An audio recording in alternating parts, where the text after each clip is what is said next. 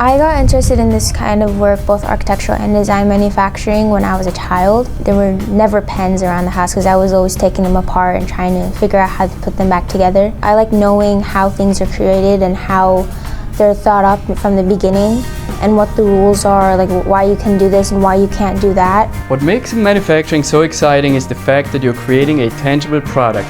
Manufacturing embraces innovation, and the manufacturing industry constantly progresses by leveraging new technology, which makes it exciting and challenging.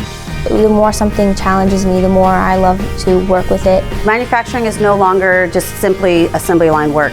Manufacturing entails much more now. There is a world of opportunities out there. There's so many different things that you can do. Aerospace, product designs, medical, engineering, robotics, CNC machines, space exploration. Just recently had a student say, because of my class, he's now just landed a first job at Facebook in their prototype lab. When I work through problems and end up finishing the project, I feel pride because I've worked so hard on it, and then I get to finally see the end results. We're giving students opportunities, we're giving them skills, we're giving them life skills, job skills.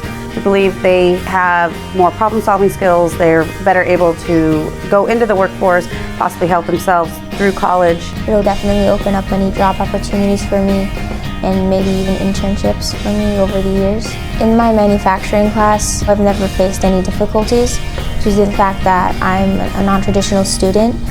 My teachers, Mr. Brown and Ms. Merker, have both been very supportive and have really pushed me through. I try to make non-traditional students feel at ease because I'm non-traditional. I'm a female in manufacturing, and I try to make them feel at ease and make it welcoming. Just because I'm a girl and I wear a scarf over covering my hair doesn't make me any different than anyone else.